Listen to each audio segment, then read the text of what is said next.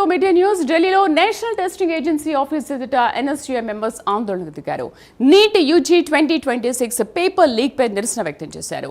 ఎన్టీఏను ban చేయాలని NSUI demand చేసింది. నీట్ను సక్రమంగా నిర్వహించడంలో ఎన్టీఏ విఫలమవుతోందని మండిపడ్డారు. నీట్ 2026 పరీక్ష దేశవ్యాప్తంగా పలు చోట్ల విద్యార్థులు ఆత్మహత్యకు పాల్పడుతున్నారని మండిపడ్డారు. అలాగే కేంద్ర మంత్రి ధర్మేంద్ర ప్రధాన్ ఇంటిని ముట్టడించడానికి ప్రయత్నించగా అడ్డుకున్న పోలీసులు వారిని అరెస్ట్ చేసి పోలీస్ స్టేషన్కు తరలించారు.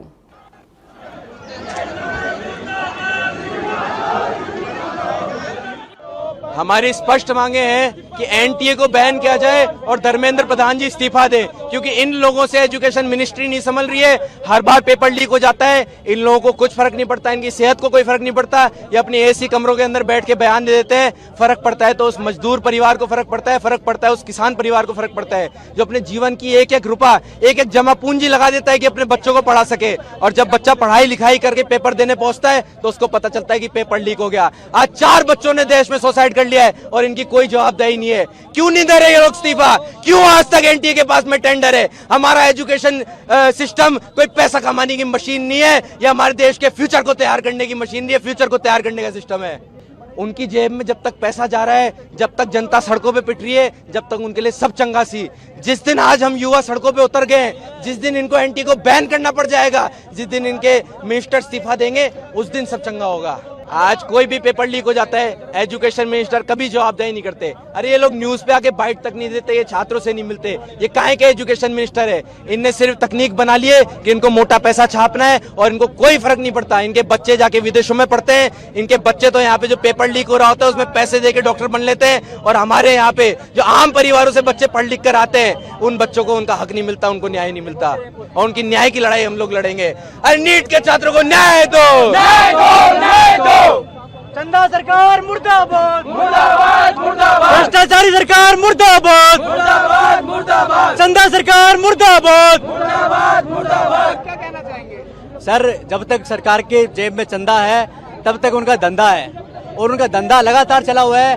छात्रों को बेचने का उनका सबसे बड़ा धंधा है और लगातार चल रहा है। और हम एनएसयूआई इस पूरे देश भर में अपने कार्यक्रम करेगी और उनका विरोध प्रदर्शन करेगी, सरकार को झुका के रहेगी और एनटीए को बैन करके रहेगी। सर, उनसे एक ही बात का कहना है, जब तक उनकी जेब में चंदा जा रहा है तब तक उनका धंधा चल रहा है। और ये माफिया, चाहे भू माफिया हो चाहे पेपर माफिया हो, ये लगातार चरम सीमा पे अपनी।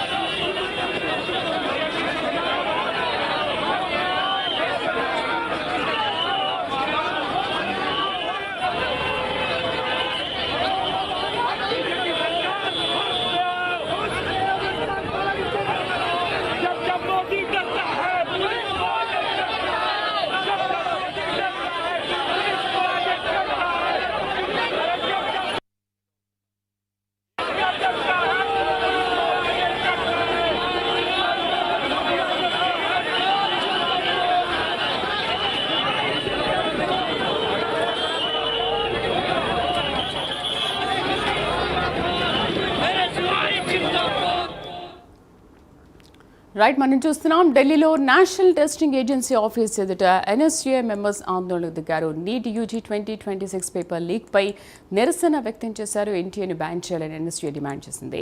పూర్తి సమాచారాన్ని నేషనల్ బ్యూరో చీఫ్ కళ అందిస్తారు. కళ, నిజంగా ఎన్ఎస్యూఐ విద్యార్థులు మాట్లాడుతున్న మాటలు చూస్తుంటే నిజంగా చాలా విచారకరం. అండ్ దేశవ్యాప్తంగా 4 విద్యార్థులు ఇవాళ నీట్ వల్ల ఆత్మహత్య చేసుకోవడం అనేది కూడా చాలా బాధాకరం. ఆ బాధని నిజంగా ఎవరూ పూడ్చలేరు. అండ్ ఎన్ఎస్యూఐ విద్యార్థులు కూడా నీట్ని, ఎన్టీఏను బ్యాన్ చేయాలని కూడా డిమాండ్ చేసిన నేపథ్యంలో ఎటువంటి చర్యలు తీసుకోబోతున్నారు? ఇప్పటి వరకు కేంద్ర మంత్రి ధర్మేంద్ర ప్రధాన్ దీనిపైన స్పందించారా? అసలు ఏం చెప్పాలనుకుంటున్నారు వాళ్ళు?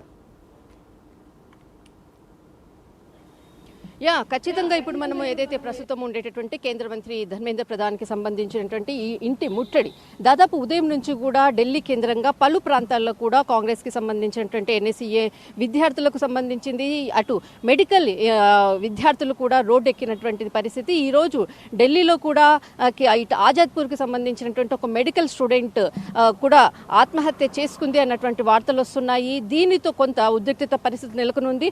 ప్రస్తుతము ఏదైతే ధర్మేంద్ర ప్రధాని ఇంటి ముట్టడికి పిలుపునివ్వడంతో మొత్తం ఫోర్స్ అంతా కూడా దాదాపు ఉదయం నుంచి కూడా పలు ప్రాంతాల్లో అటు మనకు ఎన్టీఏకి సంబంధించినటువంటిది ఏదైతే ఏజెన్సీ టెస్ట్ ఏజెన్సీకి సంబంధించి నేషనల్ టెస్ట్ ఏజెన్సీకి సంబంధించినటువంటిది ఉదయం 10 గంటలకు కూడా ముట్టడించారు. దాదాపు ఒక 1500 మందికి పైగా కూడా ఫోర్స్ అంతా కూడా ముఖ్యంగా వాళ్ళు అంటే ఎంతమంది విద్యార్థులు ఇంకా ఆత్మహత్య చేసుకుంటే దీనికి ఒక సొల్యూషన్ అనేది దొరుకుతుంది అంటూ కూడా ప్రశ్నిస్తున్నటువంటిది.